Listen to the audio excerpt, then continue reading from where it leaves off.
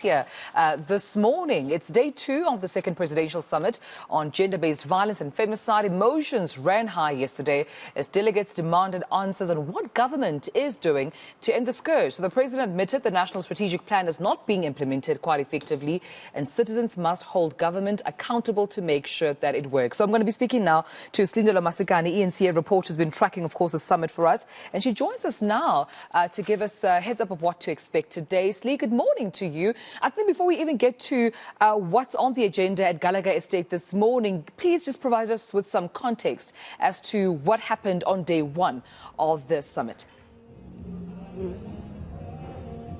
Emotional scenes, like you've said, Dumelo, here in Midrand at the Gallagher Convention Centre, where we have close to 2,000 activists, NGOs, as well as survivors of gender-based violence who have convened to basically check on the progress made in terms of the demands that were made back in 2018. You would remember that there was a march to the union buildings, and then subsequently a summit, the first presidential GBVF summit that was convened by President Cyril Ramaphosa to find and coordinate and strategize in terms of how government as well as these NGOs and the private sector can collaborate in terms of finding these solutions to end the scourge. And on day 1 yesterday, we saw the president essentially admitting that there's been little to no progress in terms of the implementation of that national strategic plan, and that government essentially needs to do better, and that NGOs do need to hold them to account. But one of those who was quite vocal in terms of the lack of progress is Mr. Katlego Rasibitse from the Sisonke Sex Workers Movement. And I know that you were quite emotional yesterday, frustrated, I think,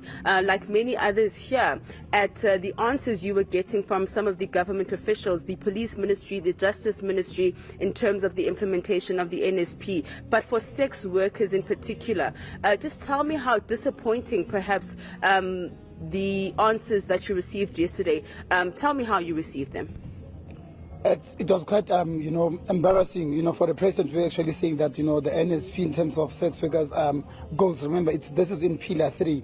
And when you look into the report, Pillar 3, nothing's been achieved since March 2022.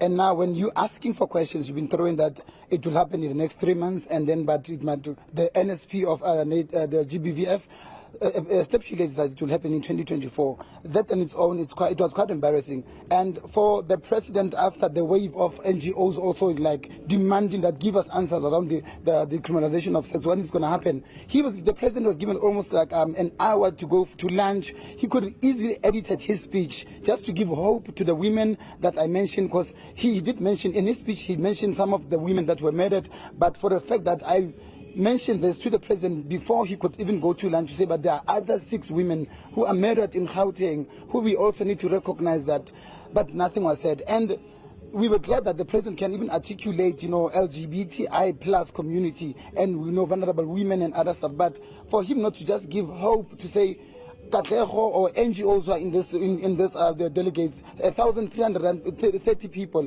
We're saying we are going to do something around the decriminalization of sex work. When I had to call the justice minister into the podium for the second time, the answer was not quite clear. It was like, we know you guys are working closely with the deputy minister, but that doesn't know. We wanted to be given a solid answer to say, Minister, what if it happens that you are not coming back after the December conference? Who are we going to hold accountable to say, but these are some of the things that we saw? Because if you look also into the theme of this summit, is to hold leaders accountable. If some of them did not come back as ministers after the December conference, who are we going to hold accountable? If the president doesn't make it as the chairperson of the ruling party of the December conference, who are we going to hold accountable? Meaning sex workers are on their own in this country, and we have seen, as it also stipulated by the DDSD ministers, that the police are continuing their violence on sex workers. It's beyond horrific in this country, because of no one protects them, no one wants to speak about it, as also I said yesterday, because sex work is to be seen as something that is stigmatized, and also it's very discriminated. And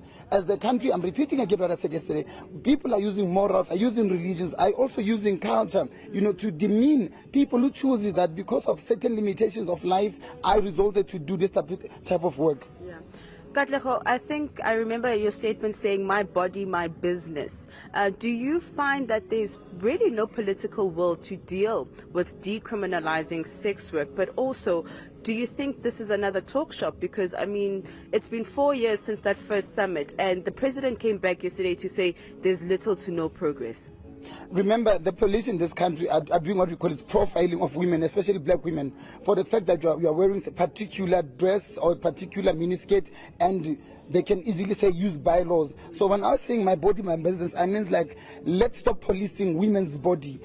Women should be allowed to wear whatever that they want, and we shouldn't use bylaw to arrest. So most of sex workers are sorry, I even make sure yesterday they're being targeted because of they live in poor conditions. It's an easy target. There's no fight involved. There's no gun. There's no knife. So the police are using that for the sake of collection of data, and that's why I was loud yesterday to the Minister of the Police to say, Minister, if you give us those stats around Sexual Offences Act, are sex work also offences part of what is you are showing us? For example, it was quite embarrassing to say, literally in Limpopo, only one arrest was made, a serial killer, and was like, clearly we need to separate all of these stats that you're showing us, so that if also sex work is included. I mentioned yesterday that, meaning what you are showing us, it's the 45 that were arrested 3 weeks ago, sex workers, 45 sex workers are included under your sexual offences stats, but we couldn't got answers. So these are some of the things we say, like, this is almost, it's one of those talk shows, because even including, you remember the other NGOs, they were saying like, what happened to the 2 billion that was, supposed, but now already we're speaking another 1.6 billion that we're not even sure whether it will actually, curb the GDP that's happening in the country. We don't know. We are waiting to see. Yeah. Thank you so much, Katlego. Thanks a lot. All right, just a representative there from one of the NGOs that is fighting for sex workers and fighting for that line of business to be decriminalized here in the country. And of course, it is day 2, Dumelo, and we are expecting another panel discussion where we will have National Treasury here.